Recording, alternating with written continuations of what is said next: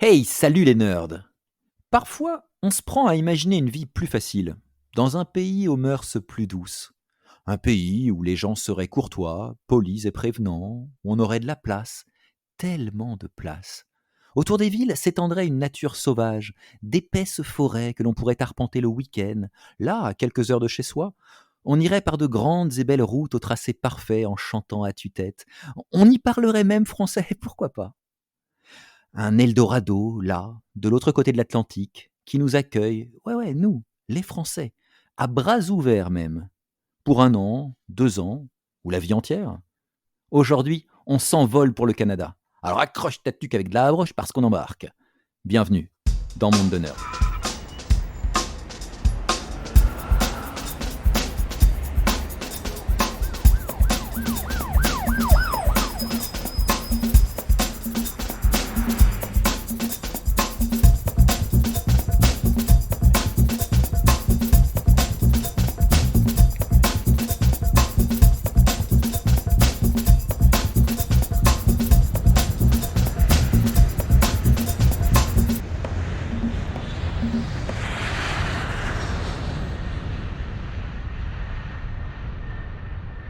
Merci de nous rejoindre dans Monde de Nerd, le podcast spécialement conçu pour les myopes et les hypermnésiques, qui veulent beaucoup de science, de ciné, de littérature et des infos en vrac sur des cultures hors des frontières françaises.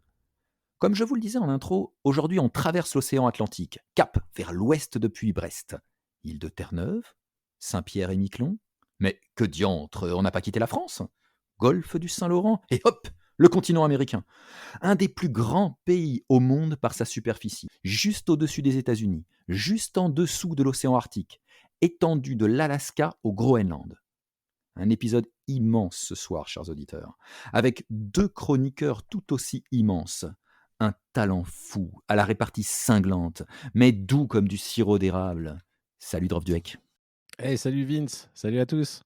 Et salut Lynn. Salut Vince, salut Dovduek. Alors pour commencer notre conversation sur la culture canadienne et sur ce que nous, les Français, nous percevons du Canada à travers les œuvres qui nous sont parvenues, j'ai une question toute simple pour commencer. Le Canada, ça représente quoi pour vous? Lynn, tu veux commencer? Bah écoute, moi le Canada, c'est les chutes du Niagara, c'est l'Alberta, c'est le Yukon, c'est Picsou notamment qui a fait sa fortune. Mais oui, Picsou, ouais. Picsou est canadien? wouhou. Picsou est non, Picsou est américain, mais Picsou est il a fait américain. sa fortune au Canada. Il a Il a fait ah sa ouais. fortune au Canada. Eh ouais, le Yukon, etc. D'ailleurs, une très belle série de BD, mais bon, reprenons sur ce qu'évoque le Canada, évidemment. Pour moi, c'est ça, c'est les grandes étendues, c'est le fracking notamment aussi, hein, Mhm. hélas. Oui. Enfin bref, c'est un grand pays avec de très grandes personnes et puis évidemment nos amis acadiens, les Québécois, nos chers compatriotes, qu'on salue bien bas. Et oui, on les aime les Canadiens, et ils nous aiment, c'est peut-être pour ça qu'on les aime, je ne sais pas. Il y a un amour réciproque entre la France et le Canada, en tout cas, ça c'est clair. Drovduek, c'est quoi pour toi le Canada? Bah, écoute, moi le Canada, j'y suis allé il y a 5 ans de ça. C'est un pays, pour moi, c'est associé à l'immensité, tout pareil, immense. Le fleuve Saint-Laurent est immense, les routes sont immenses, les distances sont complètement affolantes. Et moi, j'étais au Québec et j'ai vraiment adoré cette région, les gens qui étaient vraiment, d'une simplicité et d'une amabilité folle et qui ont un accent en plus, absolument charmant. Moi, Mais j'adore ouais, c'est clair, l'accent québécois. j'adore l'accent canadien, l'accent québécois plutôt, pardon, c'est ouais, génial, J'arrive très génial. mal à le faire, mais je Pareil, l'aime j'ai beaucoup. essayé en intro, j'y arrive pas, donc à mes Chris de auditeurs, Calice, je te caresse les gosses. ah, mais Lynn n'est pas mauvais, Lynn n'est On pas a un mauvais, hein. spécialiste dans ma place. Non, moi quand j'essaye, c'est ridicule, donc j'ai arrêté d'essayer. Surtout que non, c'est un super bel accent en fait. Il nous fait rire. On a des émissions comme Tête à claque, voilà, où ça participe beaucoup à l'humour, enfin à l'effet humoristique de ce genre d'émission. Mais en fait, ouais, non, ils ont un très très beau français. Ils favorisent vraiment la francophonie en plus au Québec. Ouais, je suis tout à fait d'accord. Je te rejoins à 100% de Drovduek sur l'immensité, quoi. Vraiment, le pays est à des dimensions folles. C'est le deuxième pays avec la plus grande superficie au monde après la Russie. Donc c'est vraiment un pays gigantesque. C'est 32 000 lacs. Donc ça en fait une des plus grandes réserves d'eau douce du globe. La densité de population aussi, elle est folle. 4 habitants au kilomètre carré, quoi. Donc c'est un pays où il y a de la place, quoi. On On n'est pas. respire. Eh ouais, complètement. Ouais. Ça fait un peu Amérique du Nord sans crime et courtoise, quoi. C'est l'Amérique du Nord dont tu as rêvé, quoi. Tu t'es dit. L'Amérique du Nord sans flingue, en fait. Ouais, c'est ça, ouais, c'est ça. Francophone pour une bonne partie, hein, pas la totalité évidemment. Il y a un Canada anglophone. Il y a des espaces sauvages. La nature t'as l'impression elle est préservée vraiment, qu'elle est dans son état. Enfin voilà, Ah oui, on en reparlera, hein, parce que je suis du oui, Niagara oui. justement, hein. Il y a peut-être une exploitation touristique qui est peut-être un peu invasive, mais ouais, c'est un pays qui est. Puis il y a 2 langues officielles, l'anglais et le français, qui est quand même assez confortable pour nous Français, parce que voilà, si au collège on a fait anglais langue vivante 1 et qu'on a un peu boycotté la langue vivante 2, hein, voilà, qu'on a fait de l'allemand par exemple, voilà, ou Ou pire, de l'espagnol. ou pire de Mmh. l'espagnol, ouais. Mais alors, l'espagnol avait mauvaise réputation à l'époque, mais en réalité, tu vois, moi qui ai fait allemand, je regrette, tu vois, parce que vraiment aujourd'hui, je ne sais pas faire une phrase d'allemand. On embrasse nos amis allemands, mais voilà, je regrette un petit peu. Alors, il y avait ceux qui se la jouaient au collège, je sais pas si vous vous souvenez, c'est ceux qui avaient fait russe LV1, qui Ah peut-être, oui. Oui, oui. qui peut-être Moi, le j'ai fait que des langues mortes. Moi, j'ai fait latin et espagnol, donc comme quoi. nos auditeurs espagnols apprécieront. Ok. Bon, c'est le moment de On les passer aime, on les aime. à la première rubrique de l'émission. On va essayer d'élire l'homme le plus classe du monde. Alors comme ça a été élu l'homme le plus classe du monde. Laisse-moi rire. Alors dans cette rubrique, l'homme le plus classe du monde, on se demande si l'homme, ou la femme bien évidemment, le plus classe ou la plus classe du monde, pourrait être canadien ou canadienne. Alors j'ai plusieurs propositions à vous faire les gars. Vous allez me dire, voilà, parmi ces propositions, qui vous semble être vraiment au poste d'homme ou de femme le plus classe ou la plus classe du monde. Alors première proposition, Neil Young ou Nigel Young. Voilà, parce que Neil Young quoi. Deuxième proposition, et oui elle est canadienne, Pamela Anderson.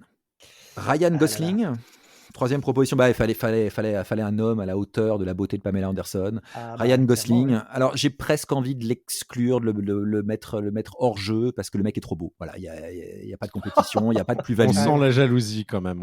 Non, mais pas du tout, pas du tout. Pas de jalousie, enfin si un peu. C'est super jaloux de Ryan Gosling. Keanu Reeves, voilà, si on reste dans les beaux gosses. Keanu Reeves. Ah, Keanu.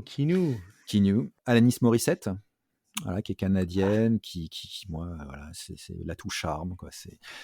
Qu'est-ce qu'elle est belle, qu'est-ce qu'elle chante bien, enfin, voilà. Et puis évidemment, Michael J. Fox est canadien, amour inconditionnel pour Michael J. Fox. Lynn, c'est quoi ton coup de cœur? C'est quoi l'homme le plus classe du monde ou la femme la plus classe du monde pour toi dans cette sélection? Oh, ça va être dur. Il y a de gros choix. Comme toi, je vais éliminer tout de suite Ryan Gosling, hein, parce que voilà. Alors, je rappelle les critères de cette rubrique pour élire l'homme le plus classe ou la femme la plus classe du monde. Il y a plusieurs critères. Il y a le sex appeal, il y a le charisme, il y a le chien, quoi. Il y a le rayonnement, il y a le fait d'être chic dans sa manière de s'habiller. Alors, c'est important, même si on ne confond pas avec la coquetterie, hein. Et puis il y a le modernisme, quoi. L'idée d'être, Ah oui. voilà. Donc voilà. Parmi ceux-là, dans ces critères, Lynn, ce serait qui pour Alors, toi? pour moi, c'est Michael J. Fox. Ah ouais, Je suis un fan inconditionnel de Retour vers le futur. bien sûr. C'est une de mes séries de films préférées. Ça a bercé mon enfance, mon adolescence. Elle reste parfaite. Elle a ses quelques défauts, mais ça reste une grande trilogie. Non, elle est puis parfaite, il n'y a pas de défaut. et Michael J. Fox en est la figure de proue avec le Doc Brown, évidemment, Christopher Lloyd. Et franchement, moi, c'est Michael J. Fox, c'est le Canadien. Ouais, Et voilà. ouais. La petite pensée quand même pour Keanu Reeves, que je ne peux pas oublier, mais c'est Michael J. Fox pour moi. Ok, Michael J. Fox pour toi, mais principalement pour son rôle dans Retour vers le futur, Alors, quoi. il a joué aussi dans, comment ça s'appelait déjà cette série, Spin-off, Spinner, je sais plus comment ça s'appelait. Spin Où City, il jouait Spin City, merci, c'était une merci série Drop plutôt Duek. sympathique, effectivement. Ouais, voilà, où il jouait le chef de la communication d'un maire, je crois, si je me souviens bien, ou il était maire lui-même, je sais plus. Mais enfin, j'avais adoré cette série. Et il a fait aussi pas mal d'apparitions dans d'autres sitcoms, d'autres Ouais, séries. tout à fait. Ouais. À côté de ça, t'as Ryan Gosling, voilà, qui sait pas conduire.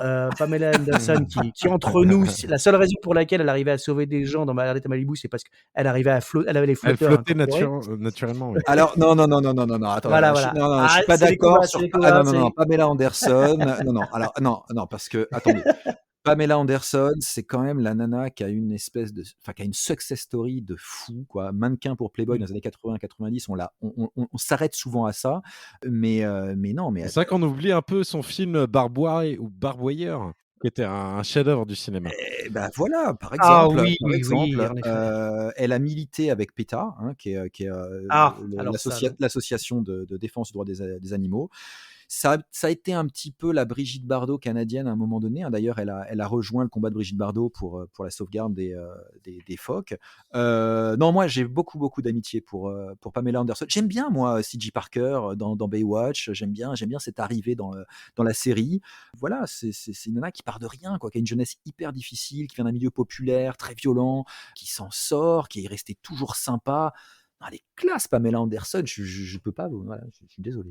J'avoue, Pamela Anderson a de beaux combats et a des bonnes idées. C'est une femme qu'on peut croire superficielle, mais qui en effet est beaucoup plus intelligente et humaniste, entre guillemets, si on peut me permettre. Alors, ok. Alors peut-être moins polémique, Keanu Reeves. Keanu Reeves, il a sa place quand même, non, Drop Duek? Keanu Reeves a sa place, hein, c'est clair, hein. Keanu Reeves, un homme le plus classe du monde, je pense qu'il est crédible, d'autant plus qu'il a une réputation irréprochable, hein, Keanu Reeves, hormis sa carrière cinématographique. À chaque fois qu'on le voit sur des photos où il pose avec des personnes, il leur touche jamais le dos. Il a la main Oui. derrière le dos, mais quelques centimètres du dos, il ne touche pas les personnes parce qu'il est tellement respectueux. Eh oui, mais oui. Voilà, il est tellement mignon, Keanu Reeves. Et il n'a pas eu une vie facile aussi, Keanu Et ouais, aussi. complètement. Puisque je crois que si je me souviens bien, il a perdu sa sœur, je crois, assez jeune, et sa petite amie aussi. Enfin, Il il a a eu une donné vie lieu vraiment. à un mème quand même, le Sad Oui, Keanu, ouais, tout à où fait. il est sur son banc tout triste. Et c'est vrai que Et Keanu on a soutient aussi envie de le PETA, serrer dans même ses bras. si Ah, il soutient même si PETA aussi. il soutient PETA, bah, il soutenait, je crois qu'il ne le fait plus, mais en tout cas, il soutient la cause animale, c'est déjà une bonne Ouais. chose. Et ça Et en fait voilà. quelqu'un de très bien. Alanis Oui, tout Morissette à fait. aussi, certainement, je sais pas, mais je suis sûr qu'elle soutient la cause animale parce que j'adore Oui, tu crois Alanis. qu'elle mange des pains pita aussi?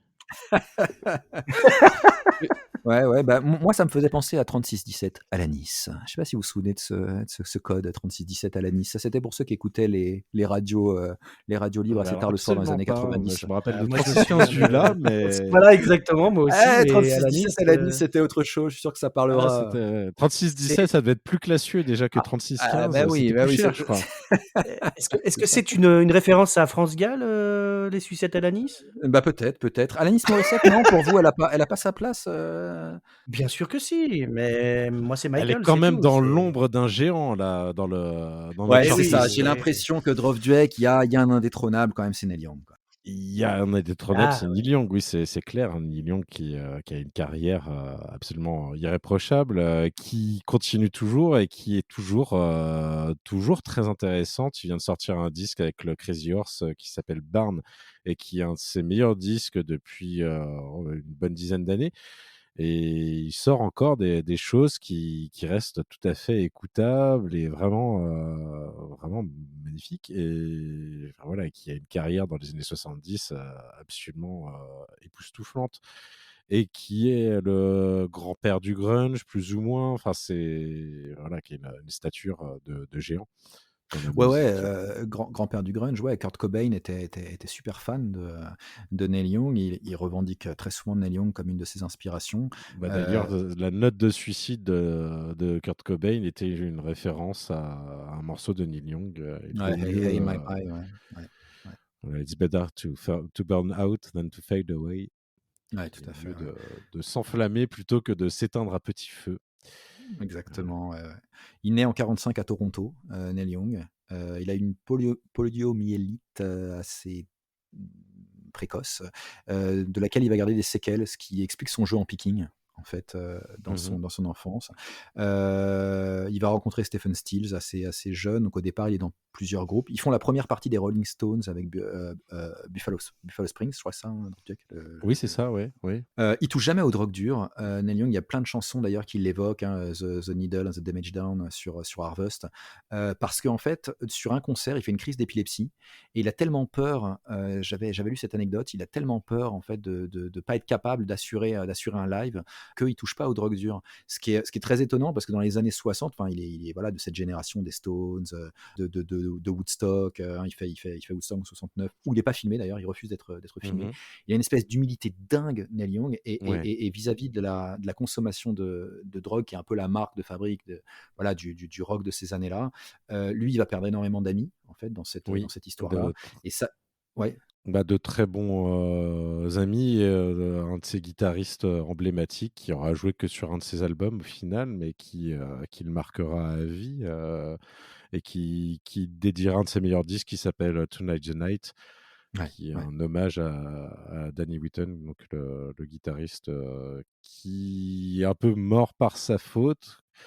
Parce qu'il a été renvoyé par Neil Young, parce qu'il avait une consommation d'héroïne complètement chaotique et on lui a donné de quoi, s'acheter un billet d'avion pour, rentrer chez lui et à la place, il s'est acheté une dose d'héroïne et il a fait une overdose, suite à cet achat. Donc Neil Young l'a très, très mal vécu, voilà. Donc après, même s'il a pas touché aux drogues dures, il a quand même eu un Il y a beau eu une problème phase, avec l'alcool, hein. ouais, l'alcool et le hashish, ouais, Ouais, le hashish, ça, je crois qu'il arrêtera jamais, en fait. C'est ouais, un pur hippie, hein, Neil Young. ouais, C'est ouais. vraiment culture hippie, donc tout ce qu'elle a, voilà, de bien et de pas bien.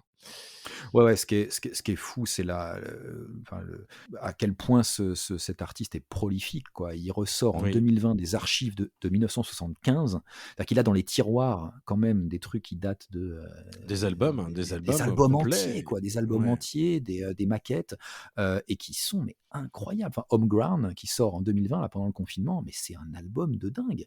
ouais. Il sort quand même Harvest, il sort ensuite, enfin voilà, des albums comme Zuma, par exemple, sont très blues. Ou On the Beach, ouais. On the Beach, voilà, ouais, ouais. Moi, j'adore vraiment tout de Neil Young, jusqu'à ses engagements qui sont des engagements forts, très audacieux, hein. Dernièrement, en fait, il est parti de Spotify, enfin, il a quitté Spotify, il a menacé Spotify de sortir, de quitter la plateforme pour des raisons politiques liées à un complotiste sur le Covid, je crois. Enfin, j'ai pas tous les détails. Joe Rogan. Joe Oui, Rogan. lié à Joe Rogan qui invite à des antivax, en gros, sur ses émissions. Ouais. Ouais. Et voilà, donc il a menacé Spotify si les podcasts de ce type-là n'étaient pas retirés, de retirer l'intégralité de sa musique, ce qu'il a fait il y a quelques temps, et donc on trouve plus Neil Young sur Spotify, à l'inverse de Monde de Nerd qui sera peut-être sur Spotify, je l'espère.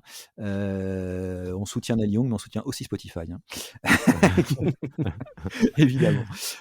Donc, bah ouais, moi aussi, ma voix, elle va à Neil Young, hein, parce que c'est vraiment l'indétrônable. Même si j'adore Alanis Morissette, que j'adore Pamela Anderson, j'adore Kenny, évidemment. Bon, on Tu a. oublies Michael? Tu Et cites Michael même J. pas Fox, Michael? bien sûr, Ah j'adore là là Michael là J. là là Fox, là. mais ça fait deux voix Neil Young. C'est Neil Young, l'homme le plus classe du monde. Voilà, c'est comme ça. On passe à la rubrique La mousse au chocolat du patron. Ah, encore une chose. Je vous conseille d'éviter la mousse au chocolat du patron. Alors tout naturellement maintenant, hein, après avoir élu l'homme le plus classe du monde, Neil Young, on pourrait s'intéresser à ce qui a pu nuire en France à l'image du Canada. Alors il y a quelques œuvres quand même, vous allez me dire les gars, mais moi j'ai voilà, pas mal de trucs en tête qui nous sont arrivés du Canada, parce qu'il y a beaucoup de choses en France qui nous sont arrivées du Canada dans les 40 dernières années, et dans la pop culture en particulier. Alors on pourra pas tout aborder, hein, je le dis tout de suite aux auditeurs, c'est un peu l'épisode de la frustration. Le Canada, on a dit, les dimensions sont immenses, la culture canadienne est immense. Bon, je vais déverser quelques seaux de matière culturelle, ou pas d'ailleurs. On va en débattre. Allons-y pour cette cascade de mousse au chocolat du patron. Le premier, Luc Plamondon. Alors moi j'ai dit pendant des années Luc Plamondon, mais Lynn me faisait remarquer avant l'émission qu'on dit Luc Plamondon. Alors on va.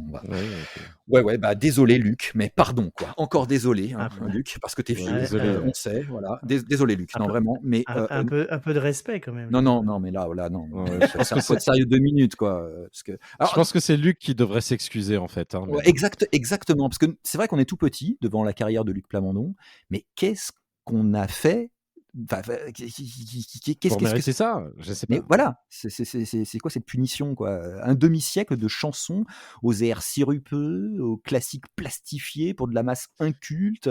Bah non, mais c'est pas possible, Luc. Non, moi je dis non. Je sais pas. Qu'est-ce qu'on fait avec Luc Plamondon, Dropduck?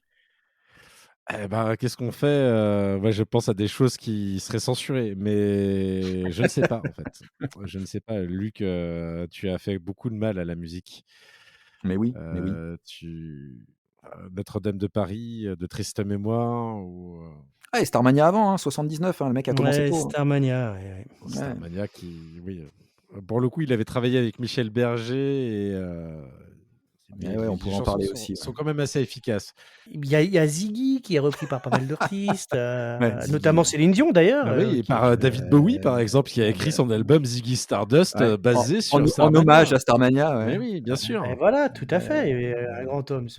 Non, mais les comédies comment il s'appelle, musicales canadiennes, il y aurait quelque chose à dire dessus, notamment, je sais pas, par exemple, Les Misérables, qui est Est-ce que c'est l'adaptation canadien, Les assez, Misérables, Lynn? Non, je ne crois pas que ce soit canadien, Les Misérables. Par Alors, contre, si, tout à fait. oui. Je peux vous dire qu'en 2008, dans le cadre du 400e anniversaire de la ville de Québec, le capitale de Québec obtient les droits exclusifs de Cameron mon Dieu. McIntosh pour créer une nouvelle version des Misérables. Ah oui, quand même. Donc, il y a une Au moins, ils version nous auront pas donné québécoise. 4. C'est déjà ça. Non, mais oui, clairement, Luc Plamondon, oui, et c'est le marchand de soupe par excellence, oui. C'est plat. C'est plat, oui, c'est. C'est la musique Cela qui est dit, faite. La musique qui est faite avec son Luc. Voilà. Cela dit, pour avoir vu des extraits de Robin des Bois avec comment il s'appelait d'ailleurs ce jeune Matt chanteur, Pokora. Matt Pokora, Mais oui. avoir vu des extraits à l'époque, croyez-moi, Luc Plamondon à côté, c'est du grand art, parce que là, on est sur quelque chose de fabuleux dans Robin des Bois. Moi j'ai l'impression que c'est un peu la machine à tube, quoi. C'est un peu c'est le mec qui a un peu créé des standards. C'est le Didier Barbelivien canadien. Ouais, mais le gars a une carrière folle, mais d'habitude c'est une vertu, c'est un avantage quoi. Quand je dis ça dans Monde de Nerd, ouais, super carrière, très longue et tout, on dit bah voilà, c'est quand même le type qui s'est sorti les doigts du Luc. Mais là, clairement, c'est une carrière folle d'un type qui je sais pas, qui est mécanique quoi. Ouais, forcément à ce rythme-là, tu peux faire 5 chansons par jour. Enfin, je vais dire, mais en fait, on aurait peut-être dû mettre un avertissement avant cette rubrique. Merci d'éloigner les ménagères de moins de 50 ans. Cette rubrique pourrait heurter votre sensibilité, parce que là, je pense qu'on va s'aliéner une partie de notre auditoire. Clairement. Exactement. Moi, à titre personnel, ma mère est une grande fan de tout ce que fait Luc Plamondon, ce qui n'est pas au crédit des goûts de ma mère. Mais non, mais moi c'est pareil. Ça a bercé. Mais ça a bercé mon enfance. J'ai chanté les tubes de Starmania. Tu les as chantés. Ah oui, et ouais, même je les ai chantés. Je suis même allé voir Starmania, écoute, au Palais des Congrès, tu vois, une reprise dans les années 90. Et ouais, il y a des chansons de Céline Dion comme Des mots qui sonnent ou Je danse dans ma tête, tu vois, que j'adore, quoi, et qui sont des morceaux de Luc Plamondon. Après cette déclaration, je vais peut-être prendre des mesures d'éloignement à ton égard.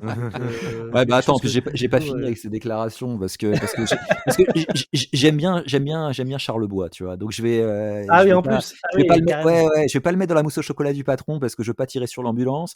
Mais voilà, moi je reviendrai, pardon, c'est du futur simple de l'indicatif. Je reviendrai à Montréal, qui est une chanson que j'aime bien. Bon, Garou, c'est quand même un truc. Encore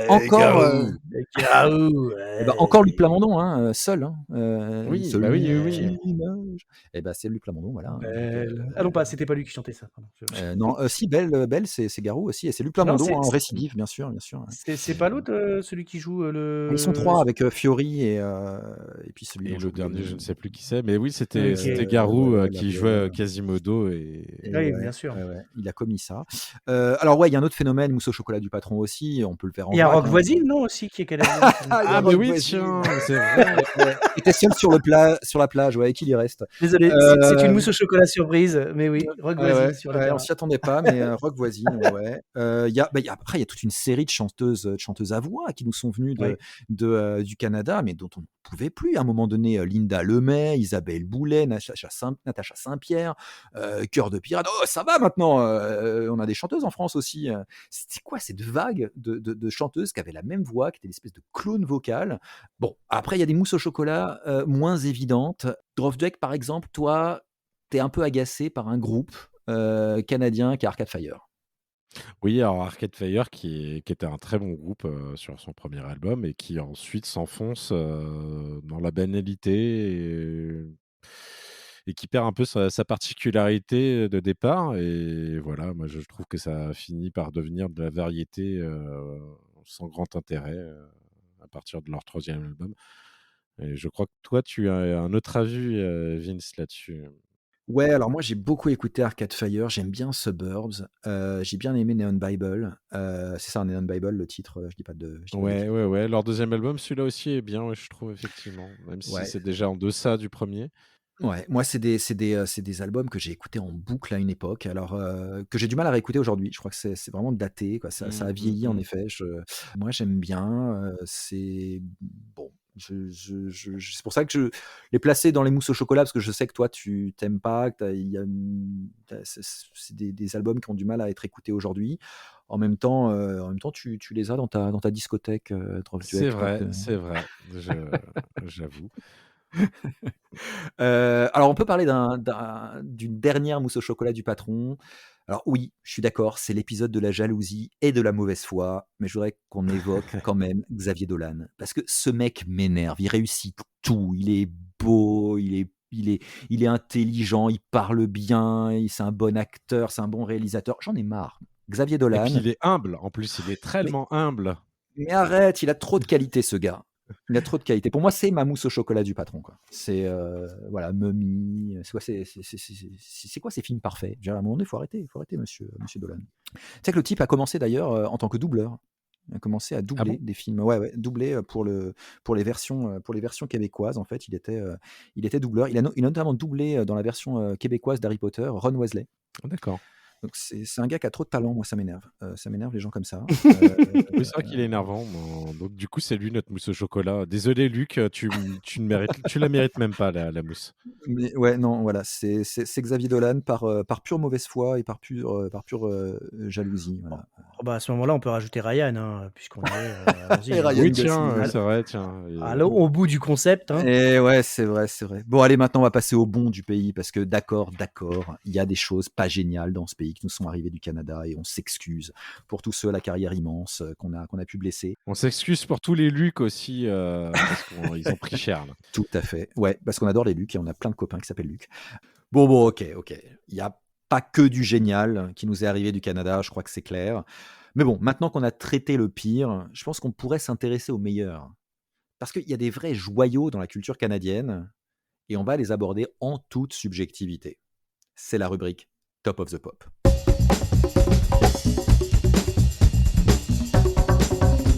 Classement. Top of the pop. Alors, dans le Top of the Pop, aujourd'hui, on va cibler quelques œuvres phares de la culture du pays, celles qui nous ont marqués et qui nous ont laissé une empreinte indélébile dans nos têtes et dans nos cœurs, un parfum d'inoubliable et de Luc Plamondon, oublie tout ce que j'ai dit. Je voudrais tellement être un poète, moi aussi. Pour commencer ce large tour d'horizon, je vous propose de découper notre rubrique en 3 parties. La musique, le cinéma et enfin la littérature. Ouais, parce que le Canada, je vous l'ai dit, épisode immense, il va falloir qu'on hiérarchise. Alors, déjà, je vais évoquer ce qu'on n'évoquera pas. Ouais, ça en jette de faire une prétérition au début d'une rubrique, et ça en jette d'utiliser le mot prétérition au début d'une rubrique. Prétérition, du latin praeteritio, désigne l'action de feindre, de ne pas vouloir dire ce que néanmoins on dit très clairement et souvent même avec force. Ainsi, nous tairons dans cet épisode le génie de James Cameron. Oui, en dépit de ses origines canadiennes, il débute et accomplit sa carrière aux États-Unis. Justin Trudeau, moi si je me réincarne, je veux la vie de Justin Trudeau, le Premier ministre canadien. Matthew Perry, Le plus connu des Friends, hein. le plus connu des Friends. Avril Lavigne, Lorena McKennitt, super pour faire du JDR d'ailleurs, hein, beaucoup de love, hein, pour la musique de Lorina. Denis Arcand, à grand regret et à ses invasions barbares, hein, que j'adore. Ou encore nous tairons Justin Bieber, parce qu'il faut pas Parce que déconner. Justin Bieber. Ouais, Ou bon, Nickelback aussi, hein, parce que ou Nickelback, ouais, bon, Oui, merci pour d'ailleurs, on tout. aurait pu s'abstenir d'en parler de Nickelback. Tout à c'est fait. vrai. Bon, on va commencer par le cinéma, messieurs, parce que, il y a 2 grands réalisateurs que je voudrais, mettre sur la table et je voudrais parler avec vous de 2 grands réalisateurs canadiens, David Cronenberg et Denis Villeneuve. Voilà, dans l'ordre qu'on veut, peut-être en même temps. Je ne sais pas s'il y a des liens à faire d'ailleurs entre les 2, entre, David et Denis. Lynn, David, Cronenberg, Denis Villeneuve, qu'est-ce que c'est pour toi? David Cronenberg, Denis Villeneuve. J'aime bien ce Denis Villeneuve. grognement, on va garder ça au montage, je te le dis C'est tout de très suite, hein. beau, c'était très beau. Euh, Alors David Cronenberg, ouais, qu'est-ce que ça pour représente moi, pour toi? Denis Cronenberg, c'est les films violents, c'est La Mouche, c'est Vidéodrome, c'est Crash. Enfin, c'est les films qui sont emblématiques, quoi, Ouais, du cinéma tout court d'ailleurs, pas que ouais, canadien, ouais, hein, ouais, soit dit en ouais, passant. ouais. Et après Villeneuve, pour moi, c'est vraiment le mec qui monte en ce moment avec notamment The Arrivals. Excusez-moi, je le dis en anglais parce que je me souviens plus du titre français. Premier contact. Euh, Premier Contact, ouais, Premier ouais, Contact. ouais, Ouais, alors bah, c'est un Premier super Contact, film, ouais. ça me fait penser à Star Trek, Premier Contact, je suis désolé, mais non, c'est pas normal qu'on l'ait nommé comme ça. Mais bon, bref, passons. Ou au film avec Jodie Foster sur quand elle communique avec l'extraterrestre aussi. Bref, passons.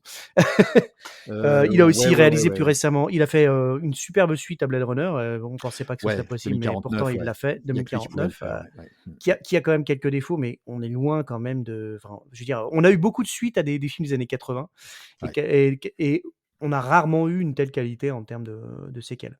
Ouais, Et ouais, ouais. Je rebondis tout de suite, là-dessus parce que, on dit très souvent que Villeneuve, c'est un peu l'héritier de Ridley Scott. mmh C'est vrai que tu as l'impression que des projets titanesques comme, voilà, faire la suite de Blade Runner, pouvaient être confiés à personne, quoi. Pas Ridley Scott et bah, Denis Villeneuve, ouais, relève le défi. Enfin, tu as l'impression qu'en fait, dans son cinéma, bon, on peut commencer par parler de Villeneuve, il relève de défis impossibles, quoi. Faire la suite de Blade Runner, adapter après Lynch, Dune. Ouais, c'est quand même incroyable de se lancer dans des aventures comme ça. Mmh. Ouais, Lynn? Après, il est aidé quand même par un chef photo, légendaire, Roger Deakins, quand Mmh même, mh. qui a travaillé sur le 1917 de Nolan, qui travaille, sur Blade Runner. Enfin, c'est un mec qui a une une maîtrise sur son art, qui Ouais, fait qu'à chaque fois le plan est nickel, quoi. ouais. Et pour finir, je dirais Dune, qui est entre nous un peu clivant, de ce que je sais, Mmh mh. mais qui reste, mon adaptation préféré d'un livre de science-fiction à l'heure Ouais. actuelle. Voilà, Ouais, pour c'était pas Anthony facile. Alors, moi, dans Dune, c'est un thème on dur. va peut-être en parler en fait de ce film. Ouais, moi, ça m'a déçu parce que je suis un gros fan, moi, de la version de Lynch que je trouvais, très audacieuse, alors qu'il y a un film pourtant qui divise, hein, que même Lynch, voilà, voilà, avec lequel Lynch a pris ses distances parce que c'est pas exactement le film qu'il aurait voulu réaliser. Et pourtant j'adore parce qu'il a quelque chose comme ça d'assez mystique. Il a bien trouvé le ton, je trouve moi, de Frank Herbert, Lynch, et je trouve que chez Villeneuve, c'est un peu le reproche que je ferais à son cinéma. Il y a quelque chose de très démonstratif, de très filtré, de très saturé, qui a tendance un peu à me fatiguer. Et je crois que Drop Duck, tu pas forcément d'accord avec ça sur Villeneuve? Alors moi, si, je suis assez d'accord avec toi sur Villeneuve, par rapport à Dune et en fait, tu parles de Cronenberg et de Villeneuve, mais c'est des cinéastes que j'opposerais un peu, il y a un côté, très organique chez, Cronenberg, Mmh. avec les mutations, dans Oui. Crash, le métal qui pénètre la chair, les potes qu'on s'insère dans des orifices un peu bizarres dans Existence Z, enfin, Après avoir voilà, il mis y du a un côté très, lubrifiant, hein. très après avoir mis du lubrifiant, il y a un côté très, très organique, très sale, enfin, chez Cronenberg et c'est complètement expurgé ça chez Villeneuve où ça a un côté très froid et clinique, je trouve. Et notamment par l'utilisation des filtres aussi qui fait que du coup, ça devient tout de suite artificiel à l'image. Après, ça peut être réussi, hein. Par exemple, il y a de très beaux plans dans Dune. Ça peut être aussi un peu plus, enfin, je sais pas. Par exemple, je sais pas si vous avez vu Ennemi comme film, qui a le mérite d'exister, mais voilà, qui ne repose pas sur grand-chose. Ou encore Incendie, qui est un film, là, pour le coup, où je trouve qu'il est allé beaucoup trop loin dans le what the fuck. L'issue du film est complètement invraisemblable et sort complètement du film. Après, il a fait de très bons films, mais j'attends encore la pièce maîtresse de Denis Villeneuve, en fait. Je trouve qu'il n'a pas fait un film définitif. Ah ouais, Je, ouais, je ouais. pense que, je pense que la suite de Dune pourrait justement peut-être en faire partie, Peut-être que en être. Dune, ouais, dans son intégralité, en fait. Voilà. Oui, Là, pour voilà, c'est ça. l'instant, il n'y a qu'un volet de fait, donc on n'a pas. Et ce volet était vraiment une énorme, enfin c'était une démonstration plus que véritablement une histoire. Il était vraiment là pour exposer. Beaucoup, c'est que de l'exposition le premier film. Oui, oui. Et entre nous, c'est pas la partie la plus intéressante du roman. Donc clairement, si Denis Villeneuve est amené à adapter le reste, ou en tout cas le reste du début du cycle de Dune, on aura, je pense, dans les prochains opus, comme dirait un de nos amis, euh, une œuvre vraiment, enfin ce sera vraiment épique, entre guillemets. Ce sera de l'épique à l'échelle de la science-fiction, ce qu'on n'a pas eu en science-fiction, je dirais depuis Star Wars, si on peut parler de science-fiction pour Star Wars, ou depuis les, comment dire ça, en fait, il n'y en a pas vraiment eu quand j'y repense. Ouais, alors moi, ce que je reprocherais Si, 2001 Odyssée de l'espace, voilà, ouais. c'est dans l'épique. Ah ouais, Voilà, tu remontes à 2001 l'Odyssée de l'espace je remonte à ouais, Kubrick parce ouais, que je parle de science-fiction, j'entends, parce ouais, ouais, qu'après il y a ouais. de la fantasy, il y a du Mais space opéra, il y a eu beaucoup de films qui ont ouais, été épiques, évidemment. ce qui a fait pour moi le rapprochement assez évident entre Cronenberg et Villeneuve, c'était pas seulement, enfin, c'est pas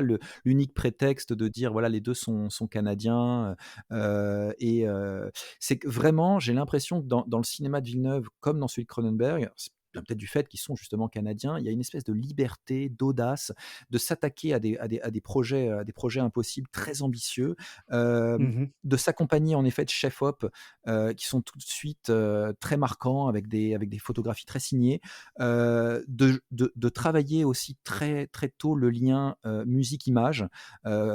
Cronenberg qui va souvent travailler avec Howard Shore, donc avec des BO qui vont être très, très atmosphériques et très présentes, vraiment presque un personnage du film, hein. Je pense à Spider par exemple, qui a vraiment une BO qui est vraiment au premier plan du film, ou à Villeneuve qui passait quand même après le mariage Ridley Scott-Vangelis, qui avait vraiment aussi une signature, une patte particulière dans Blade Runner, qui lui, alors après voilà, Hans Zimmer, je trouve que sur Dune, c'est peut-être la musique de trop, quoi. Il y a peut-être quelque chose d'un petit peu trop outrancier dans la proposition de composition d'Hans Zimmer. Mais voilà, ce lien musique-image, ces audaces, ces choix, je trouve qu'il. Et puis, ce que tu disais aussi de Rob Jack, c'est-à-dire vraiment l'opposition presque diamétrale entre un cinéaste du corps, un cinéaste de la chair, un cinéaste de la matière presque malaisante, et un cinéma au contraire beaucoup plus épuré, beaucoup plus filtré, beaucoup plus esthétisant. Chez Mhm. Villeneuve, je trouve qu'il y a, voilà, il y a aussi peut-être ce contraste, cette opposition, ce rapprochement à faire, ouais, entre les deux cinéastes. Et en parlant de David Cronenberg, vous saviez qu'il était acteur actuellement, David? Ouais, Oui. j'ai vu, ouais, il y a un projet en cours, ouais, ouais, ouais. Mais en fait, il est acteur dans Non, beaucoup de ses films, hein. non, En non, fait, non, non, non, non, attends, je t'interromps. Il est acteur dans une série qui passe actuellement Oui. en streaming, Ah Oui. Star Trek d'accord, Discovery. OK. Oui, Il oui, joue j'ai dans vu Star ça. Trek, David Et Cronenberg. il sort des livres aussi, hein, Cronenberg. Il joue un psychiatre holographique, pour tout vous dire, dans Star Trek. Eh oui, Mais il a on s'y une ca attend pas, mais ouais, il a une carrière folle. Moi, Une c'est un carrière réalisateur, folle. ouais, c'est un réalisateur que ouais, j'adore, qui oui, fait oui, pareil. du cinéma expérimental, qui est alors ce rapport très proche de la pornographie est très problématique, très ambigu. En fait, il faut savoir qu'au début de sa carrière, il signe avec des producteurs de films pornographiques. Alors pas pour faire de Mhm. la pornographie, mais parce que les studios en fait dans lesquels, enfin dans les maisons de production dans lesquelles il signe, sont des studios de pornographie. Et lui, en fait, il prend assez vite une direction assez glauque, assez psychanalytique dans ses films, avec une espèce de froideur du corps filmé. Même dans le sound design, hein, il y a un aspect organique. On entend vraiment la Mhm. chair, les claquements Mhm. dans Crash, par exemple, dans Vidéodrome ou dans La Mouche. C'est toujours des films qui peuvent être même parfois pénibles à l'écran. Voilà, c'est un des rares réalisateurs qui osent faire du film pénible, qui vont jusqu'au malaise, jusqu'au mal-être du spectateur, et qui en fait, enfin, tous les projets de Cronenberg sont très forts. Existen Z, History of Violence, quoi, la phase avec Viggo Mortensen aussi. Il y a Alors, La Mouche aussi. et La La Mouche, Mouche. évidemment, avec Jeff Goldblum. Moi, je trouve que, après, à partir de 2005 et History of Violence, qu'un film que j'aime bien, je trouve qu'il rentre dans quelque chose qui est un peu plus mainstream. Cronenberg, qui fait du film peut-être un peu moins Oui, expérimental. oui. Et peut-être que voilà, c'est la fin de carrière du Cronenberg qu'on a connu, en tout cas. Bah, vu qu'il est acteur maintenant, oui, je comprends.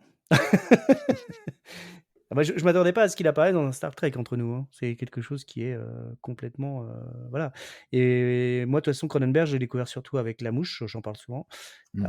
qui est un film que j'appréciais énormément quand j'étais plus jeune, qui touche à pas mal de thèmes, sur le transhumanisme, la téléportation. D'ailleurs, c'est plutôt rigolo d'ailleurs, puisque c'est un thème Mmh. aussi, récurrent dans Star Trek, Oui. Tout se donc rejoint, tout se voilà, rejoint. tout se rejoint, Mais tout à fait. c'est une partie de enfin, c'est dans la vague des remakes des années 80 quand ils faisaient des remakes des classiques des films d'horreur, La Mouche Mmh. avec, The Thing de Carpenter, c'est vraiment le haut du panier, hein. C'est Ah oui, des clairement. remakes qui sont presque, supérieurs, aux originaux pour le coup. Ah bah, complètement, Qui ont supérieur. pas J'ai vraiment vu la marque de leurs auteurs aussi. l'original des années 50, je peux te dire qu'en effet, c'est bien supérieur, hein, Alors ouais, ces 2 réalisateurs, hein, comme on le disait, ils ont plutôt tendance à travailler avec des compositeurs attitrés. Alors justement, ça nous emmène sur la deuxième partie de ce Top of the Pop, qui est la musique. Il y a plein de choses à dire sur la musique canadienne. Bon, on a déjà dit des choses plutôt critiques, sur les comédies musicales. Il y a un label, dont on peut parler, qui est quand même assez étonnant. C'est le label Constellation, qui est un label canadien qui a produit de très, très belles choses. Drof Duek, tu peux nous en parler? Alors oui, le label Constellation, c'est un label qui, fête cette année ses 25 ans, il me semble. Un label qui est basé à Montréal, depuis, 1997 donc, et qui a pour particularité de signer uniquement des groupes, locaux. Donc c'est un petit peu avec le temps, il a accueilli des artistes, d'horizons différents, mais toujours un peu avec la même philosophie. Et donc c'est un peu le label post-rock par excellence, qui regroupe des groupes comme, Godspeed You Black Emperor ou Silverman Zion, Fly Pan AM, Doom Excessing, que des noms à rallonge.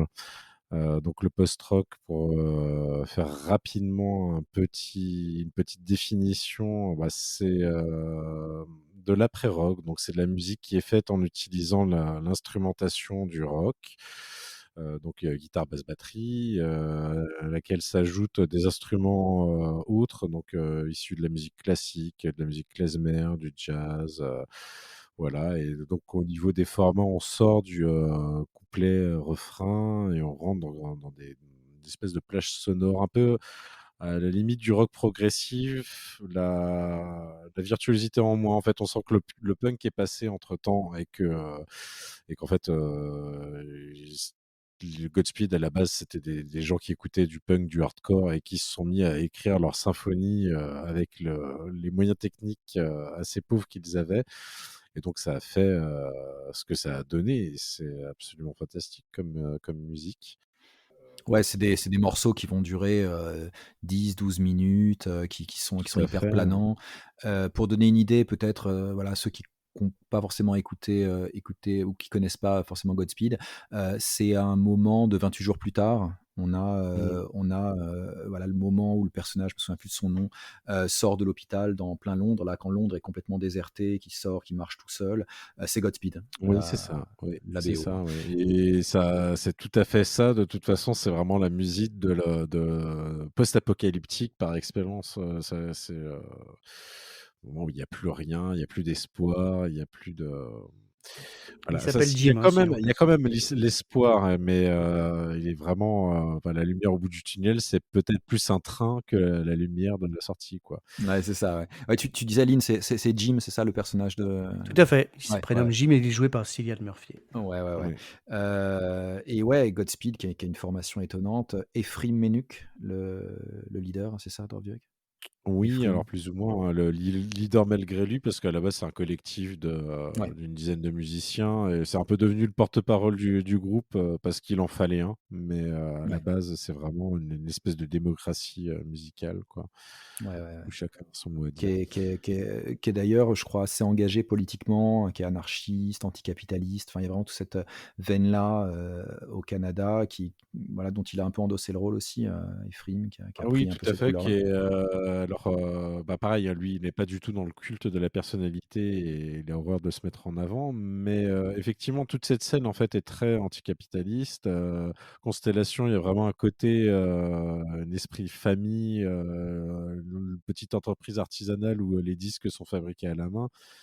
Où c'est pas distribué par de la grande distribution, ou sur un album de Godspeed, on relie, toutes les majors du disque à l'industrie de l'armement, parce que d'une société à une autre, ben, en fait, on se rend compte que Warner participe à la création de mines antipersonnelles.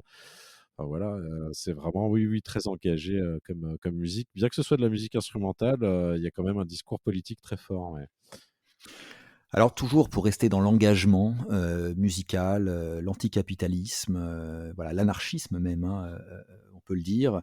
Je voudrais qu'on parle d'une grande dame de la chanson canadienne, née en 68 au Québec. C'est Madame Céline Dion. Ouais, parce que carrière fulgurante, génie dans les années 80, les premiers tubes. Elle gagne l'Eurovision avec Ne partez pas sans moi. Enfin, quelle chanson, on parle d'engagement politique, excusez-moi. Ne partez pas sans moi, quoi. La nana demande quand même à des astronautes de ne pas partir sans elle. Je veux dire, voilà, quelque part, voilà. Elle représente la C'est vrai que ça Suisse, se hein. pose là quand même, Ça ouais. s'oppose, et ouais, ouais, ouais, exactement. Elle représente la Suisse alors qu'elle n'est pas suisse quand même. Il y a un truc aussi engagé, hein, Ouais, j'ai envie de c'est dire. vrai que c'est très subversif, effectivement. J'avais le 45 tours de ce morceau. Ah bah tu vois, Lynn, on va en apprendre Ah bah sur oui, ce... lui, il était Tu, très tu, subversif quand il était jeune, oui, Et je l'écoutais beaucoup, en effet, c'était mon hymne anarchiste préféré. mais il est génial ce morceau, Ne partez pas sans moi, quoi. Ah, mais j'étais fan. Bon, elle était pas très jolie à l'époque, mais faut dire Céline que Dion, on peut pas dire qu'elle est jolie, mais elle a une... elle avait du charme. J'ai exactement, trouvé elle a qu'elle du avait beaucoup de charme, charme, moi. tout à fait. Ouais, ouais, tout à fait. Et Et moi j'adore vraiment, elle a toute sa place dans notre Top of the Pop, parce que c'est une artiste que je trouve en fait, c'est une bête de scène, vraiment, Céline Dion. Juste pour qu'on se représente à quel point c'est une bête de scène, elle est en spectacle en résidence à Las Vegas, donc on parlait d'anticapitalisme, de 2003 à 2007, et elle récidive de 2011 à 2019. Je ne sais pas si vous imaginez, voilà, en ouais. résidence à Las Vegas. Presque, c'est une bête de scène, mais à s'en rendre malade, quoi. On le voit aujourd'hui, hein, elle a une santé assez fragile. Pour moi, c'est une des plus grandes voix de la musique pop, quoi. Il y a Michael Jackson et il y a Céline Dion, quoi. Enfin, je veux dire, elle va marquer l'histoire de la musique à C'est jamais, quoi. pourtant la mère de toutes les chanteuses à voix canadiennes, Céline Dion, c'est clair, oui, tout à fait. Et Pour puis, indispensable essayer d'imiter de Céline Dion, mais et, ouais, c'est ça, ouais, et, ouais. et après, Céline Dion, elle a ce côté chanteuse française, francophone, un petit peu provinciale, comme je dirais, Hmm. et en même temps chanteuse internationale, comme tu dis, Ouais. qui sort des titres comme celui qui conclut Titanic, Ouais, My My Heart Heart Will Will Go Go On, je On. crois. Ouais, ouais, My Heart Oui, Will Go voilà, On. tu vois, Ouais, c'est veut dire, c'est la nana qui sort des titres en français ouais, qui est, enfin, jusqu'à ce qu'elle explose justement, ouais, et de rester assez confidentielle et ouais, ouais, ouais, dans la sphère francophone. Et ouais, ouais. maintenant, enfin voilà, c'est même une des ambassadrices de la francophonie au monde, je Eh pense, ben ouais, c'est ça, c'est ça. avec la fameuse, comment elle s'appelait déjà l'autre, celle avec qui avait sa coupe au bol déjà, c'est Mireille Mathieu. Mireille Mathieu, merci. Un spécialiste de la musique comme toi Voilà, voilà. ne Bah, pouvait tout pas ce qu'on tout ignorer. ce qu'on Mireille, retient. On fera un Mireille, épisode on sur t'aime. l'Aveyron et puis on parlera de Mireille Mathieu.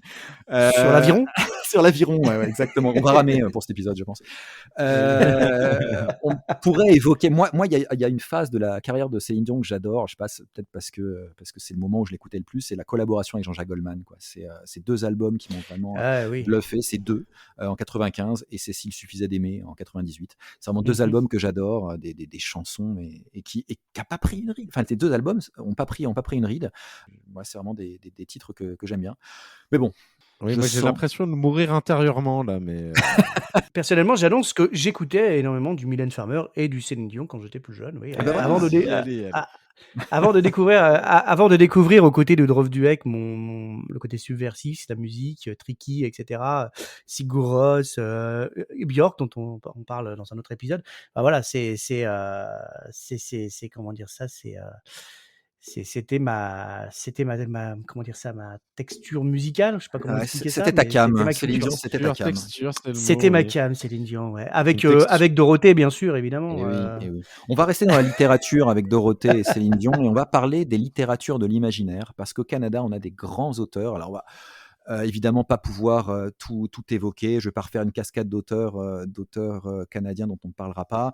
On s'est Mmh. arrêté sur 2 noms dans cet épisode de Monde de Nerd parce que voilà, il y a une femme, une autrice qui revient beaucoup sur le devant de la scène depuis quelques années et c'est une bonne chose parce que c'est vraiment un, enfin, un titre, un roman qui est essentiel, qui est vraiment nécessaire aujourd'hui. C'est The Handmaid's Tale, excusez-moi pour la prononciation, La Servante écarlate de Margaret Atwood, qui est adaptée au cinéma en fait dans les années 90, mais c'est surtout la série en 2017 qui remet ce roman sous le feu des projecteurs.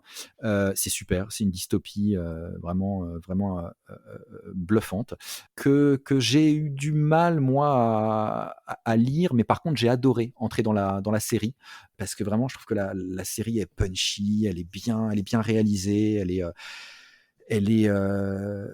est malaisante, un peu comme le roman. C'est pour ça que j'ai du mal moi avec le roman parce que le roman est froid, il est assez perturbant. Mais je sais pas, toi, Drovdiak, tu as un autre avis que moi, je crois, sur le roman. Oui, alors le roman, je l'ai lu il y a quelques années avant de voir la série. La série, pour moi, c'est une très enfin la 1re saison en tout cas, c'est une très bonne adaptation de ce livre, puisque ça suit vraiment le enfin voilà, la 1re saison de The Handmaid's Tale, c'est le livre et ensuite après on s'en éloigne et là, ça devient un peu plus problématique et la série s'étire. Enfin bon bref, ce qui est le plus intéressant en fait dans la série, The Handmaid's Tale, c'est le matériau d'origine et effectivement, il y a un côté, froid dans le livre, mais il ne faut pas oublier en fait que ce livre-là, dans le contexte en fait, c'est la civilisation d'après qui parle de cette civilisation, qui a été remplacée en fait, où, donc l'humanité devient stérile et on essaye de procréer, à tout prix, donc en faisant des espèces d'esclaves sexuels, au service des commandeurs qui sont eux, en fait, stériles, mais ça, ils ne le savent pas.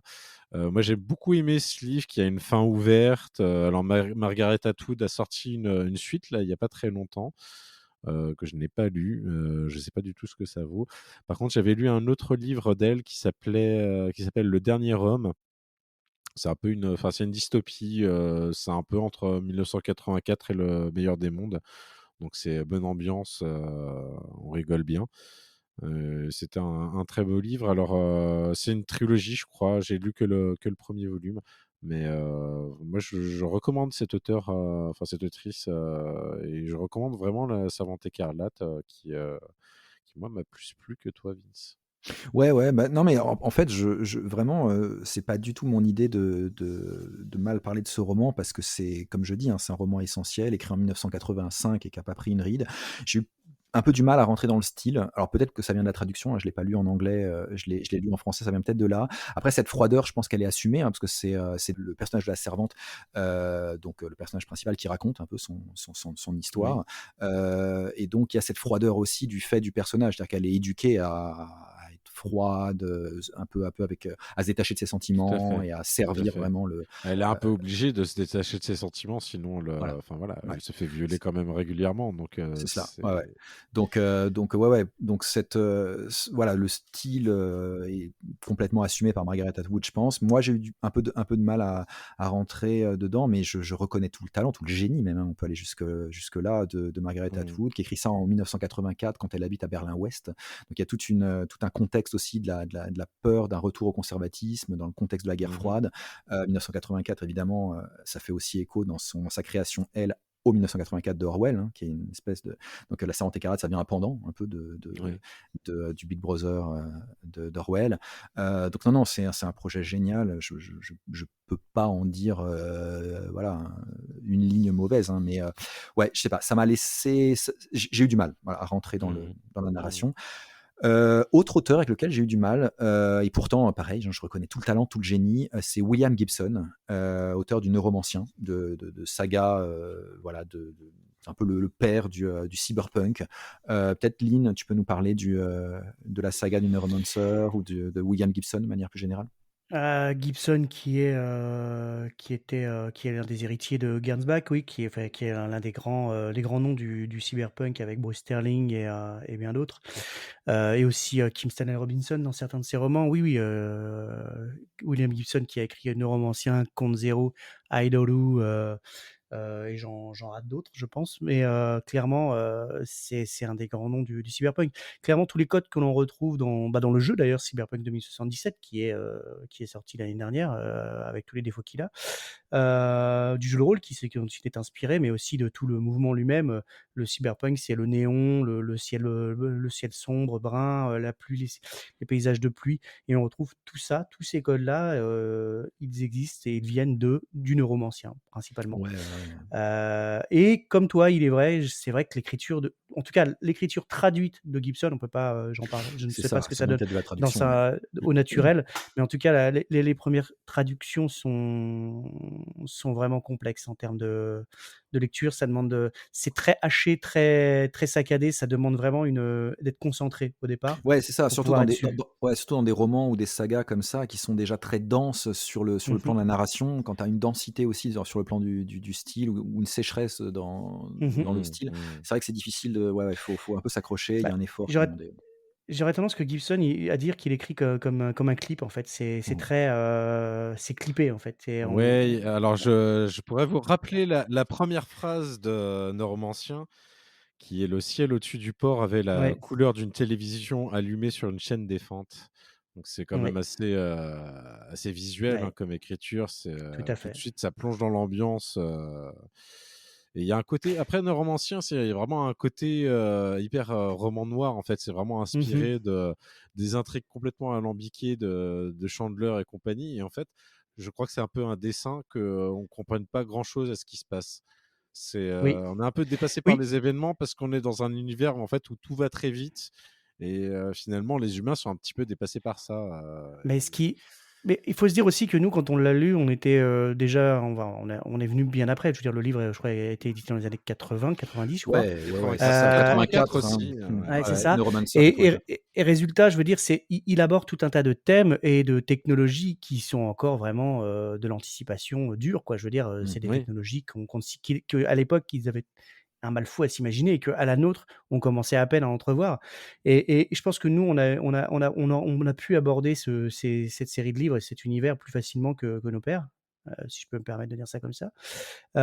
Et derrière ça, le côté descriptif a dû être un peu plus dur. Après, pour ce que tu dis, c'est vrai que l'intrigue se délie énormément vers la fin où, en effet, tout tombe, tous les rideaux tombent et en effet, on comprend vraiment, ce qu'il s'est passé. Mais après, je veux dire, quand il parle de consoles de hacking, les netrunners et cetera, c'est vrai que c'est dense et c'est compliqué, hein, il Oui. faut rentrer dedans, Ouais, ouais, ouais. hein. Kim Et Stanley Robinson était quand même un peu plus, et Bruce Sterling sont beaucoup plus, abordable de ce point de vue-là ouais, en termes ouais. de lecture. On reviendra peut-être, dans un autre Oui, oui, épisode on viendra sur eux, bien sur Robinson, évidemment, ouais, ouais, évidemment. parce qu'il y a énormément de choses à dire. Le Dans Robinson, oui, c'est dans énorme. les héritages, dans les héritiers on peut déjà commencer à en parler peut-être avec Gibson, qui en effet publie le Neuromancer en 84. Moi, ça me fait penser au technopolar de Maurice G. Dantec, et de façon plus générale d'ailleurs à tous ces auteurs français exilés au Québec, donc dans la poche francophone du Canada. Dantec, je sais pas, avec des romans comme Les Racines du Mal ou La Sirène ou Babylon Babies. Est-ce que ce serait pas un peu l'héritier de Gibson?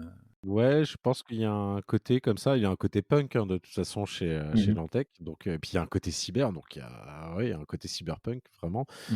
Mais de par les thèmes, il est attaché lui aussi au roman noir, il y a vraiment des similitudes, ouais, je pense qu'il l'a pas mal poncé, Gibson, Dantec. Ouais.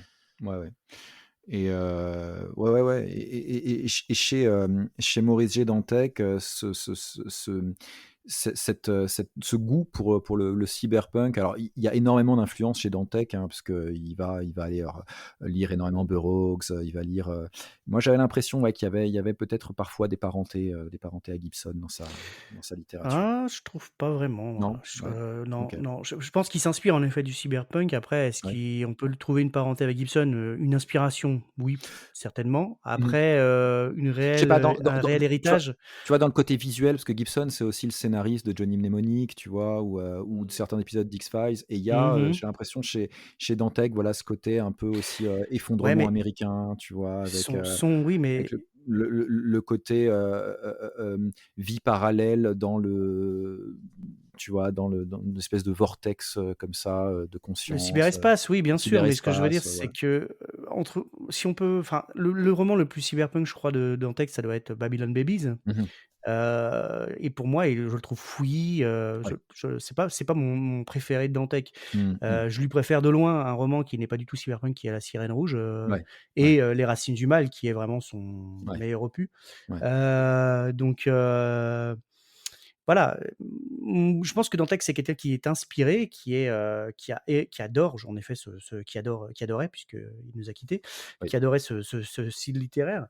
Mmh. Mais est-ce que c'en est le digne héritier? Non, pour OK. moi, ça ne l'est pas. Mais après, c'est mon avis, hein, OK. Alors, on parle d'écriture, de littérature, là, pas forcément gay d'ailleurs, hein, avec Atwood, Mmh. avec Gibson ou avec Dantec. En fait, ce qui se passe au Canada, dans l'écriture, est phénoménal, quand on aborde, par exemple, le genre de la comédie. Alors Mmh. voilà, on parlait tout à l'heure, des têtes à claques, on a évoqué l'accent avec les têtes à claques de Michel Mmh. Baudet. On pourrait évoquer Les 2 minutes du peuple de François Pérusse. Donc, cette Mmh. idée, voilà, d'avoir, ça, une espèce de fulgurance dans le texte, vraiment de la punchline.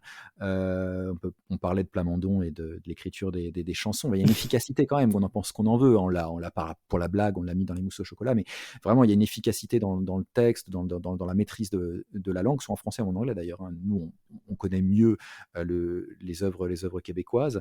Mais il y a une maîtrise du rythme, de la dérision. C'est eux qui inventent le match d'improvisation, les années 70, hein. Je pense à Robert Gravel, qui invente vraiment les codes du match d'improvisation, qui Mmh. maintenant, fait légion, hein. On pense voilà, à toute la génération de Jamel, le Comedy Club.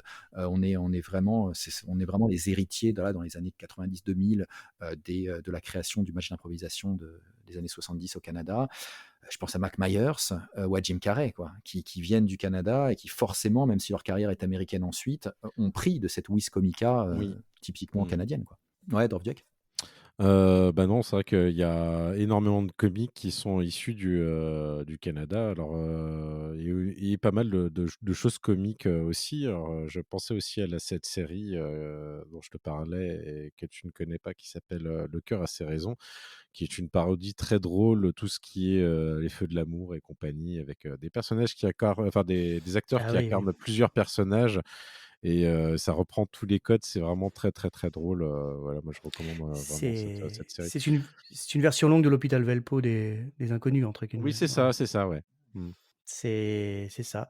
Et tu parlais de l'improvisation, mais aux États-Unis, il y a une grande émission qui s'appelle Whose Line It Is Ouais, Anyway, ouais. avec, Whose line it is anyway. Ouais, ouais, super, que super. j'apprécie, que j'aime énormément. Avec beaucoup d'invités canadiens d'ailleurs, hein, Ouais, très ouais, souvent. Hein. avec Brady notamment, qui est Mm, un acteur fabuleux, et mm, j'ai cette improvisation de ouais, dingue. ouais, Et ouais, puis, bah, on a des grands acteurs, hein. On a Jim ouais, Carrey, Mike ouais. Myers Ouais, ils sont qui viennent passés de par. là-bas, quoi. Ouais, ouais, tout à fait. Ouais. Mm. Bah, du talent en cascade, des noms qu'on peut pas tous citer, des plumes vraiment talentueuses. Bah, en parlant de cascade, on va parler de la cascade la plus connue, la chute d'eau, vraiment qui parfois elle seule, les chutes d'eau qui parfois elles seules, justifient le voyage, en Ontario, le voyage au Canada. Je pense aux chutes du Niagara. Qu'est-ce que c'est les chutes du Niagara? Bah, c'est justement ce que va nous expliquer Lisa dans son exercice isométrique. Alors, tu poses mon bouquin d'exercice isométrique tout de suite. Merci. Bonjour à tous les auditeurs. Je me présente, je m'appelle Lisa et je vous souhaite la bienvenue dans mon exercice isométrique du jour. Aujourd'hui, le thème de Monde de Nerds étant le Canada, je me suis dit que j'allais vous parler des célèbres chutes du Niagara et vous expliquer pour quelles raisons elles attirent plus de 12 millions de touristes par an. Les chutes du Niagara se situent dans la région des Grands Lacs, à la frontière entre les États-Unis et le Canada, environ à mi-parcours de la rivière Niagara qui relie le lac Erie au lac Ontario. Elles ont une hauteur de 53 mètres et l'eau coule sur le pic à une vitesse de 32 km/h avec un débit de 17 millions de litres d'eau par minute. Ça en fait donc des chutes assez monumentales, mais elles ne sont pas célèbres juste pour cette raison. On vient admirer les chutes pour la beauté de leur rideau d'eau lisse, régulier et ininterrompu, qui s'étend sur toute leur longueur en prenant une très belle forme arrondie en fer à cheval. Cette forme particulière s'est dessinée lorsque la rivière Niagara s'est divisée en deux bras pour contourner un petit îlot de terre appelé l'île Goat. Deux chutes se sont alors formées, les chutes américaines d'un côté de l'île, qui ont une forme plutôt rectiligne, et les chutes Horseshoe de l'autre, qui ont pris une forme en fer à cheval. Mais cette forme particulière n'est pas seulement due à cette division. Elle vient du fait que les chutes se déplacent. Elles reculent depuis la fin de la dernière période glaciaire, il y a 10 000 ans, lorsque la rivière Niagara a commencé à suivre sa trajectoire actuelle. Alors pourquoi? L'explication est géologique. C'est parce que les roches qui constituent le lit de la rivière Niagara s'érodent. Ce sont ce qu'on appelle des schistes qui se sont formés à partir de sable fin déposé il y a 400 millions d'années quand la région était tropicale et recouverte par un bras d'océan. Ces schistes s'érodent facilement sous l'effet de l'eau et cela donne aujourd'hui la gorge du Niagara longue de 11 km. La crête des chutes s'est donc déplacée de plus de 11 km en 10 000 ans jusqu'à son emplacement actuel.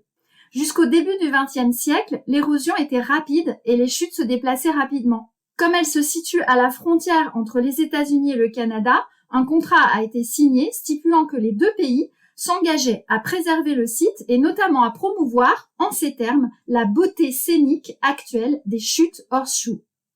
Des aménagements ont donc été construits de chaque côté des chutes et une partie du débit d'eau est utilisée pour la production d'énergie hydraulique, ce qui évite que l'érosion ne soit trop importante.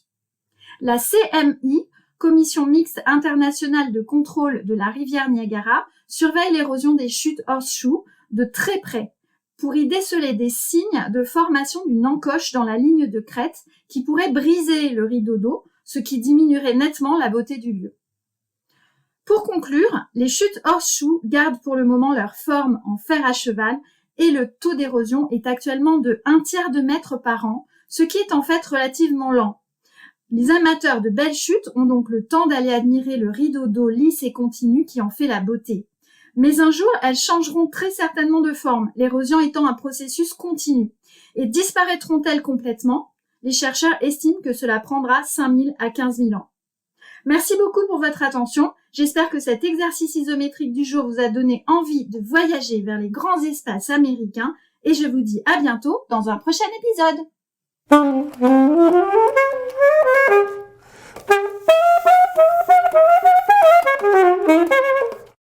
Alors c'est vrai que ces chutes du Niagara, c'est rien que le nom, nous Français, il nous fait rêver quoi, par par cette immensité, c'est unique au monde, quoi. On peut penser à Chateaubriand, déjà au début du 19e siècle, dans Atala, qui décrivait les chutes du Niagara, quoi. C'est le premier auteur français exilé au Canada qui s'émeut, hein. Je vous remets en tête, hein. Nous arrivâmes bientôt au bord de la cataracte qui s'annonçait par d'affreux mugissements. Elle est formée par la rivière Niagara qui sort du lac Erie et se jette dans le lac Ontario.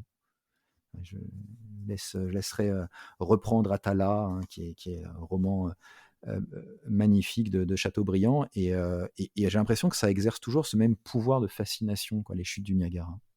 Mhm. Tout à fait. Moi, tout ça, ça me fait penser. On parle de cette érosion des chutes, et du coup, je me demande si le prix des barrettes de schiste, ça augmente pas du coup. Ouais, c'est ça, elles s'effritent. Ouais. Ouais, bon, Et moi, voilà. quand on parle des cascades, moi, je pense plutôt aux gars qui s'amusaient à dévaler les chutes dans un tonneau, ou encore à ce passage dans The Office où Jim et Pam se marient au pied des chutes aussi. Ouais, C'est ouais, c'est c'est très vrai. ciblé, mais C'est vrai, il c'est y a un grand cette moment de la scène. série. Bon, allez, ça donne fin tout ça. On passe à la dernière rubrique parce que on n'a pas abordé un sujet. Mais d'après vous, au Canada, c'est quoi le régime en place? Bah, certainement un régime à base de Wish Lorraine. C'est la dernière rubrique de l'émission.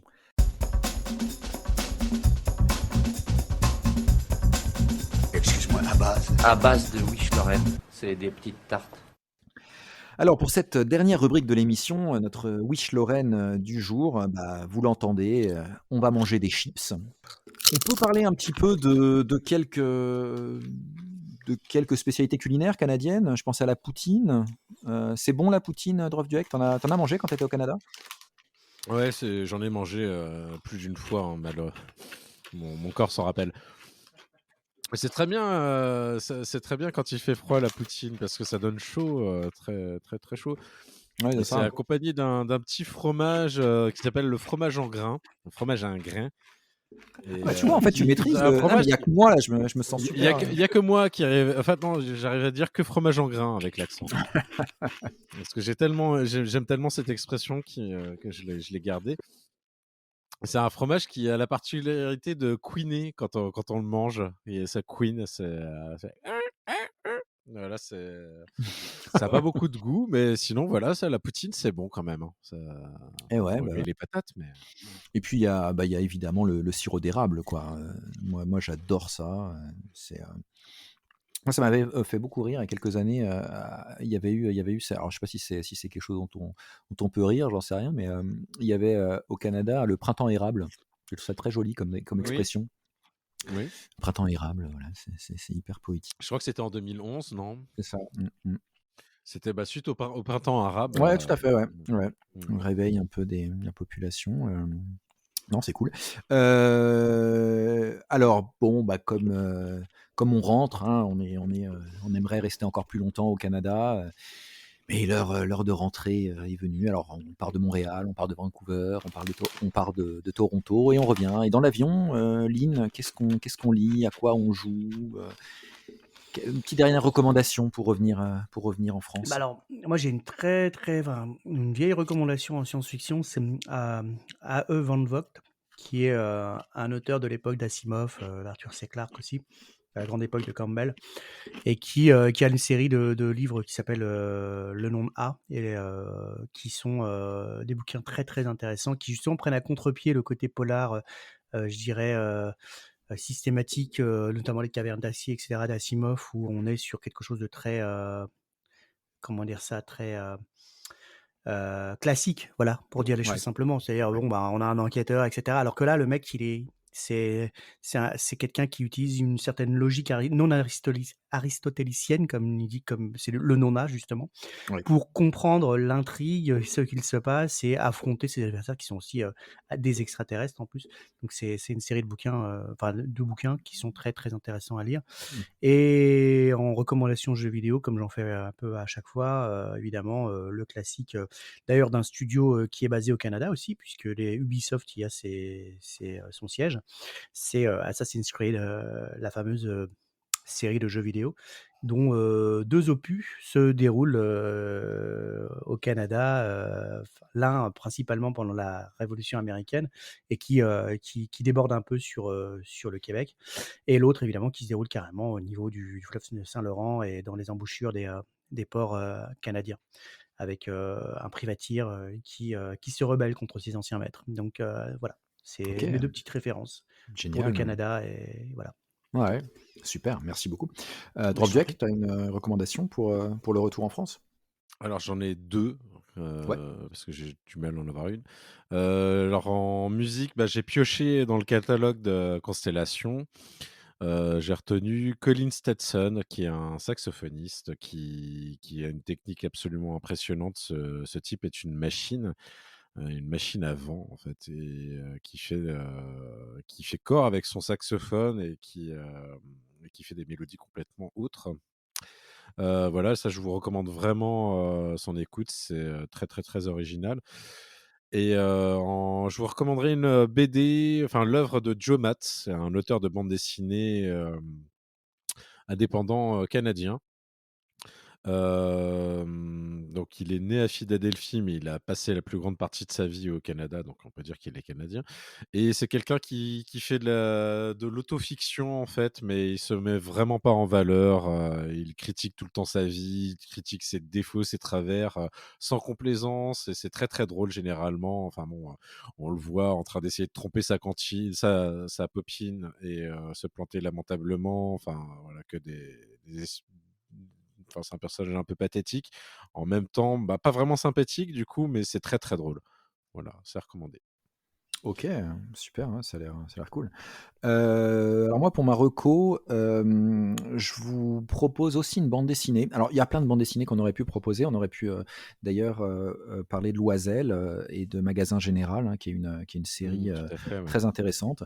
Moi, je vais vous proposer une bande dessinée, alors qui est pas canadienne, en tout cas, qui est pas écrite, et produite et dessinée au Canada, qui est plutôt une bande dessinée rédigée et dessinée par les Espagnols, Canales et Pelejero, qui sont deux auteurs de BD qui ont repris en fait le personnage de Corto Maltese. Donc ce sont les continuateurs d'Hugo Pratt. Comme voilà, ça s'est fait pour certaines licences comme Astérix, voilà, comme on a des auteurs qui après la mort de l'auteur emblématique ont repris le héros. C'était pas facile, hein, de reprendre Corto Maltese. Ils n'ont pas essayé de faire du Hugo Pratt. Ils n'ont pas essayé ni dans la longueur, ni dans la narration, ni dans le dessin de mimer Hugo Pratt. Donc bon, pour les grands fans d'Hugo Pratt, il y a plus la poésie vraiment voilà, très, très contemplative d'Hugo Pratt, mais c'est pas mal. C'est un titre qui s'appelle Corto Maltese sous le soleil de minuit, qui est assez récent, hein, qui date de 2015, je crois, si je dis pas de bêtises, et qui se passe au Canada. Donc voilà, c'est Corto Maltese qui se rend dans les terres du Nord. Alors on a un début sur les terres gelées d'Amérique du Nord. Donc ouais, une bande dessinée vraiment super, super sympa, avec, voilà, alors, bande dessinée assez longue, vraiment très, très, très, très dense. Elle fait 2 fois une bande dessinée, classique, quoi. C'est vraiment beaucoup, beaucoup de planches. On retrouve le côté très épique, hein, de Corto Maltese, le côté très politique aussi, voilà, avec la gestion des ressources naturelles. Et je l'écouterai, cette BD, parce que j'aime bien le lien musique, littérature. Je l'écouterai sur un album de Leonard Cohen. On n'a pas parlé de Leonard Cohen dans cet épisode. Le dernier album de Leonard Cohen avant qu'il nous quitte, qui est un album qui est titré You Want It Darker. Et le premier morceau d'ailleurs s'appelle comme le nom de l'album. Il a travaillé avec son fils. Son fils est à la guitare dans cet album. C'est un album qui est très très sombre, hein, comme son nom l'indique, qui est sorti en 2016, donc pas longtemps après, enfin à peu près la même époque que cette bande dessinée. Et on a voilà la voix grave de Leonard Cohen. On a vraiment voilà, il a une maturité de fin de carrière. C'est hyper planant. Voilà, ce serait ma recommandation pour le Canada. Merci à tous d'avoir écouté cet épisode de Monde de Nerd. On se retrouve bientôt pour une nouvelle destination. D'ici là, portez-vous bien. Salut les nerds. Salut! Salut les nerds.